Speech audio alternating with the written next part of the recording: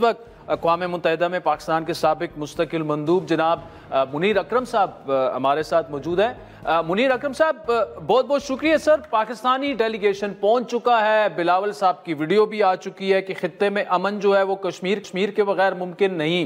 एक तो स्ट्रैटेजी हमारी क्या होनी चाहिए और आपके ख्याल में कितना कुछ अचीव कर पाएगा ये वफ्द यूएस का जो दौरा इस वक्त कर रहा है? जी, मेरे ख्याल में ये अच्छा मौका है हमारे लिए, क्योंकि पूरी दुनिया से हमें हिमायत मिली है कि इस खित्ते में जंग नहीं होनी चाहिए और जो मसले हैं उनको मुज़ाकरात की तहत उनका फैसला करवाना चाहिए। इसके ऊपर प्रेसिडेंट ट्रंप साहब ने भी बहुत खुलकर उन्होंने कहा है कि वो मीडिएट करना चाहते हैं, कश्मीर का मसला हल करना चाहते हैं, और ये तक भी उन्होंने कहा कि अगर हिंदुस्तान पाकिस्तान आपस में लड़ेंगे तो उनके साथ हम ट्रेड नहीं कर सकते। तो ये काफ़ी अहम एक मौका है जिसका फ़ायदा हमने उठाना है। पूरी दुनिया को समझाना है कि हिंदुस्तान की जो नैरेटिव है पाकिस्तान के ख़िलाफ़ टेररिज्म पर, वो गलत है।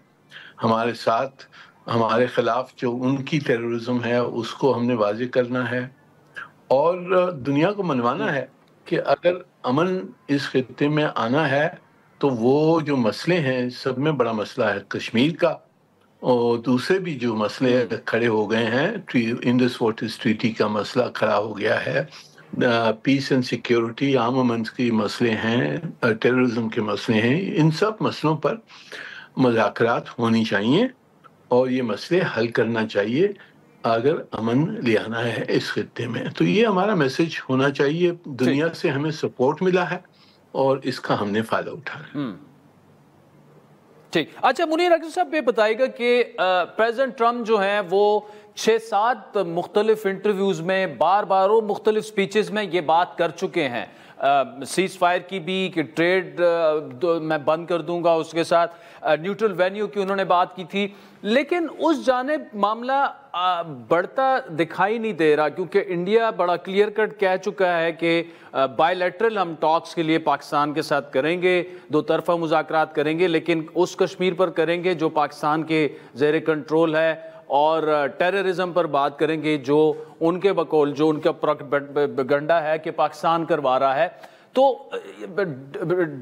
आप बड़े सीजन डिप्लोमेट हैं, रह चुके, क्या ये किस तरह ये मामला आगे की तरफ जाता आपको दिख रहा है? ये देखें, हिंदुस्तान तो पूरी कोशिश करेगा कि वो मुज़ाकरात करे हमारे साथ, क्योंकि वो समझता है कि दुनिया का जो डायरेक्शन है, जो मूड है, वो उनके खिलाफ है, और जो उनकी जंगी रेटरिक है, जो एग्रेसिव रेटरिक है, उसके खिलाफ पूरी दुनिया ये समझती है कि यहाँ जंग नहीं होनी चाहिए। दो न्यूक्लियर ताकतें हैं, इनके दरमियान जंग नहीं होना चाहिए। तो ये हिंदुस्तान तो पूरी कोशिश करेगा।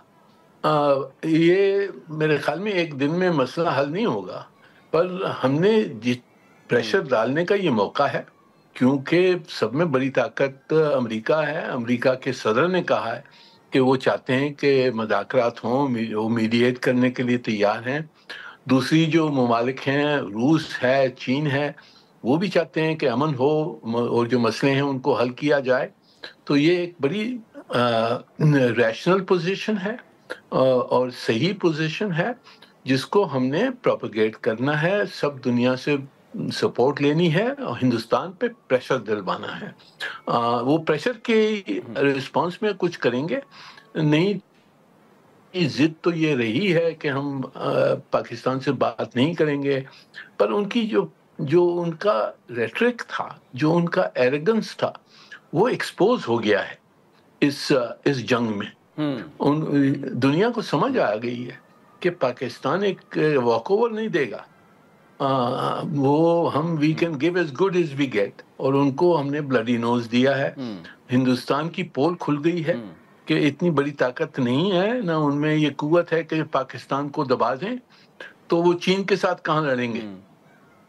تو میرے خیال میں یہ موقع ہے کہ ہم نے پوری دنیا کو بتانا ہے کہ جی ہم مسئلے حل کرنا چاہتے ہیں، اس کے لیے مذاکرات ہونی چاہیے، اور دو طرفہ مذاکرات تو ہم نے بہت دفعہ کیے ہیں ان کے ساتھ، اور یہ ان کی پوزیشن نہیں چینج ہوتی ہے، تو پوری دنیا کا پریشر لے آنا ہے ہم نے، یا مذاکرات بائی لیٹرل ہوں یا ملٹی لیٹرل ہوں، پر دنیا کا پریشر ہونا چاہیے ہندوستان کے اوپر کہ یہ مسئلے حل کرے۔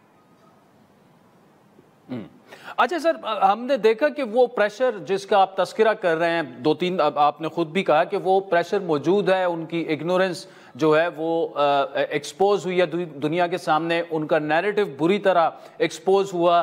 کیا ہم یہ کہہ سکتے ہیں کہ 78 ایئرز میں جو ایک سو کالڈ ایک انڈین مائٹ جو دنیا کے ذہنوں میں بیٹھی ہوئی تھی، اس کا تاثر جو ہے وہ بڑی تیزی سے زائل ہوا ہے for the first time in 78 years?